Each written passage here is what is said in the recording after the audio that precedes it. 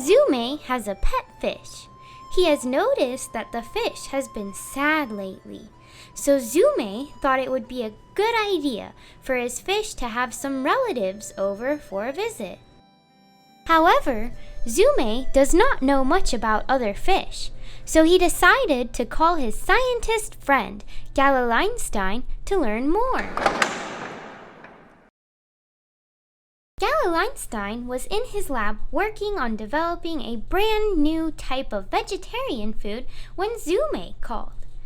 Einstein warned Zume that not all fish get along and suggested that Zume learn more about fish before planning a family reunion in his fish's aquarium. Einstein was happy to use his super powerful computer to help Zume learn a little more about fish. A fish is a type of animal that uses gills to breathe and lives underwater. Gills are flaps on the side of the fish's body that filter air. Fish don't have lungs. Most fish have scales, but some do not.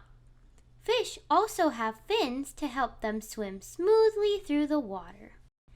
You can find fish wherever there is water. Some fish live only in fresh water, like lakes, rivers, and ponds. Other fish live in salt water, which is found in the oceans. Some fish can live in both fresh water and salt water. Fish need to protect themselves from predators or enemies. Some fish have cool defenses, like the pufferfish, which blows up like a spiky balloon to make it appear dangerous. Other fish have camouflage, which means they blend in with their surroundings in order to hide. Some fish eat algae, a type of green scum that floats around and grows in the ocean. Some fish eat other plants. Some fish eat other fish. Pet fish eat fish flakes, which are usually made out of other fish too. Large fish eat medium-sized fish. Medium-sized fish eat small fish. Small fish eat tiny fish. Tiny fish usually eat algae and plants that grow in water. The pattern of larger fish eating smaller fish is called the food chain. There are two types of fish: bony fish and cartilage fish. Bony fish's skeletons are made of regular bone material. Cartilage fish have a completely cartilage skeleton. Cartilage is a softer, more bendable material than regular bone. Usually, cartilage fish are bigger and include species like sharks and rays. There sure are some strange-looking fish. Let's take a look at a few of them.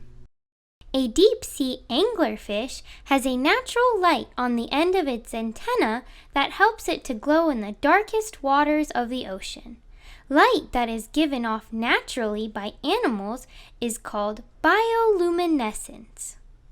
The lionfish has very poisonous quills to protect it from predators.